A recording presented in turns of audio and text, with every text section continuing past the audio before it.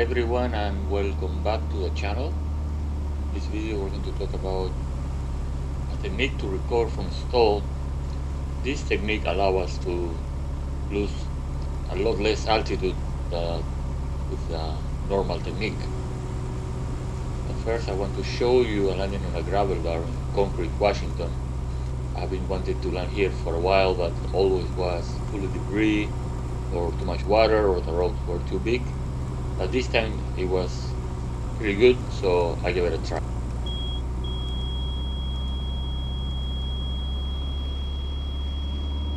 The reason I want to show this landing is because you will see that I come with a stall warning going off. In the case of my airplane with the Sportsman stall kit, stall warning goes off pretty early. You see I'm landing to the left, close to the water, because on my first landing I saw that the rocks were pretty big on the center and there was also like a big dip, so we bounced.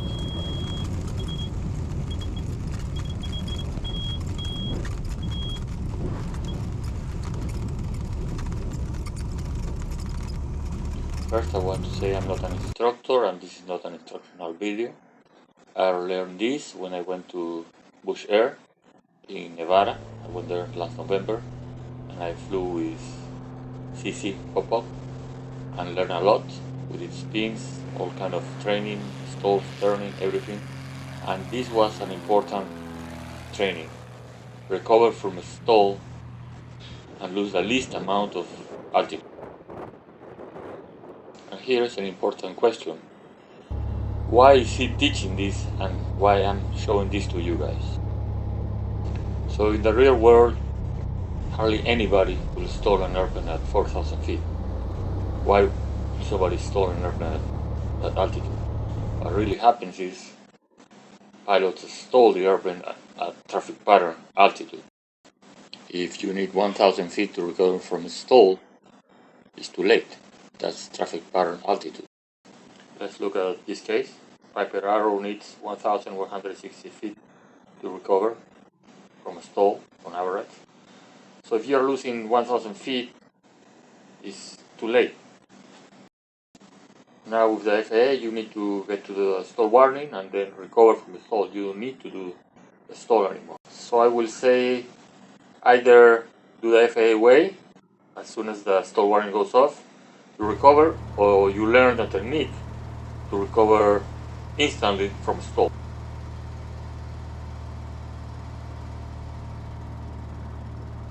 Here I'm going to show you, we're doing the course with CC Popok, Bush Air in Nevada, and he's teaching me how to recover from a stall with a minimum loss of altitude.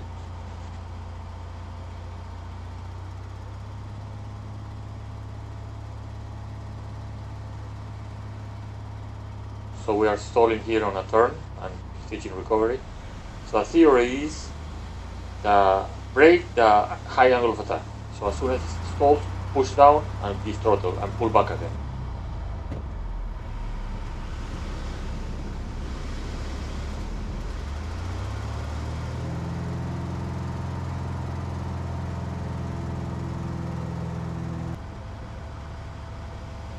Here you can see how quickly CC goes for the throttle and pushes the nose down. And again, he pushes the nose up. That way you will recover from the stall pretty quickly. Now was my turn to practice what he taught me. I lost 30 feet in this stall recovery.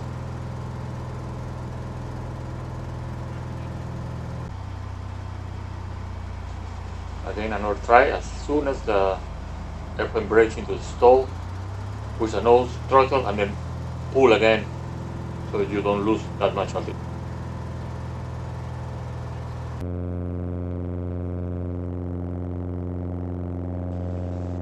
So as soon as I had the opportunity, when I went back to Costa Rica, I wanted to try this technique in the Cessna 182. Here you can see the stall in the Cessna 182 is pretty easy, benign, and you see I don't lose much altitude. .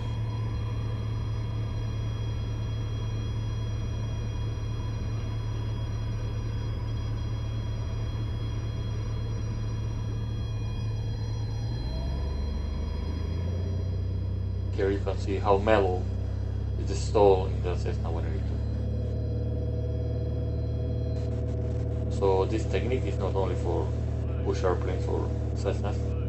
I went and tried this in my CH-6 Nanshan military training.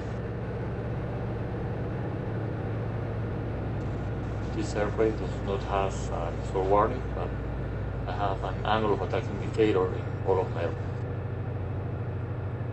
This first stall is with no flaps.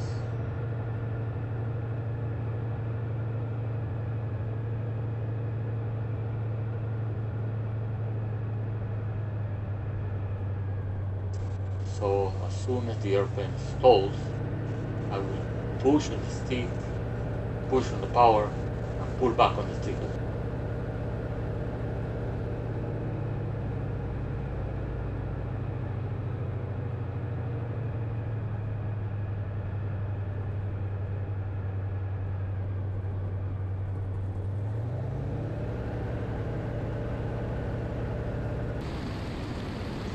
Here is a view from the outside of the stall and quick recovery with no flaps.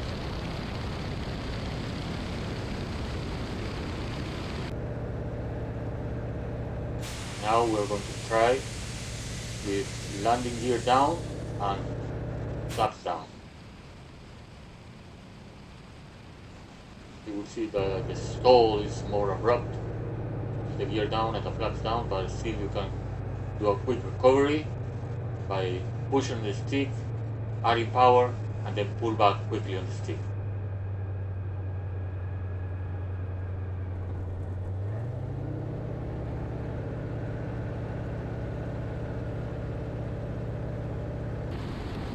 You can see from here that the stall is more abrupt with gear down and flaps down. But as you can see, this technique works with any kind of airplane. Now we're in the Cessna 170B.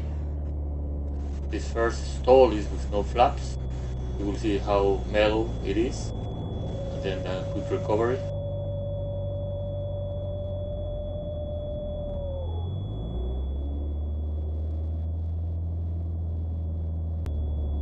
Now this stall is with 30 degrees of flaps. You will see the difference.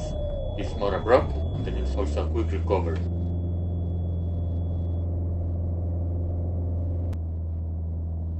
Now we're trying a 40 degrees of flaps stall. You will see it's more abrupt as the first two, and also a quick recovery by pushing on the yoke, adding power, and then pulling back on the yoke.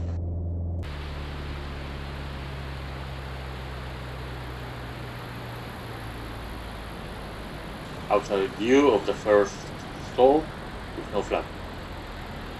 This can show you that recovery is pretty quick and we don't lose much altitude.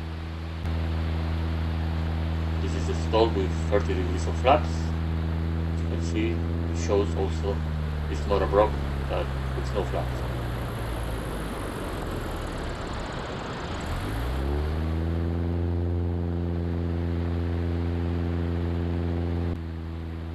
And in the 40 degrees of flap stall, you make a quicker reaction, so you don't lose as much altitude because it's a lot more abrupt.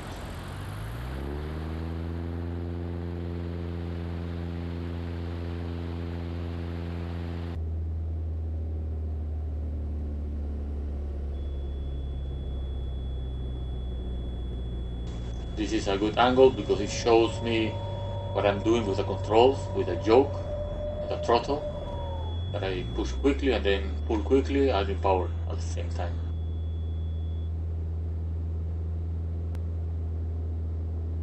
Now let's see how it looks from inside the cockpit with 30 degrees of flaps, stall and quick recovery.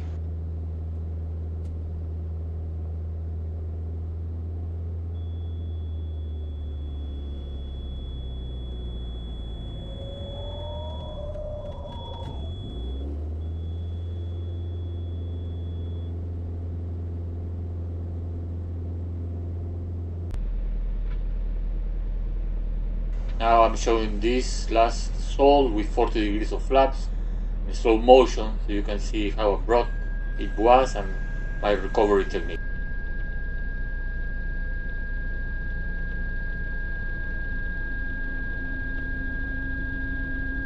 During the stall, the nose goes down. I push the yoke at the same time down, add power, and then pull back quickly on the yoke.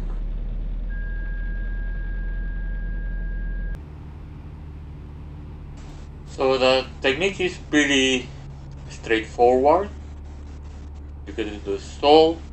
As soon as the nose drops, you're pushing on the yoke or the stick, adding power at the same time, and then quickly pulling back on the yoke or on the stick. Of course, it's a good idea to practice all this at high altitude. I think the worst thing that can happen is you stall again and then you can recover with faster speed, but I tried it many times and I always was able to recover quickly and never enter a second stall. But I can tell you the theory behind this makes total sense, since most of the stalls happen at pattern altitude, and the way we were taught to recover from a stall, we usually lose too much altitude. Here I'm showing you guys a landing in Stehekin, Washington State Airport, in a perfect day. So my advice is, either you perform this technique and it can save you on stall on the pattern, or do like the new FAA rule: as soon as the stall warning goes off, recover. Because if you try that technique that we learned when we were students, you lose 1,000 feet. It's too much altitude to lose. If you're in the pattern, you'll hit the ground. Hope you guys enjoyed this video, and please, if you want to support Backcountry 182, join me on Patreon. It is easy to join, and just follow the video instructions next. Thank you for watching.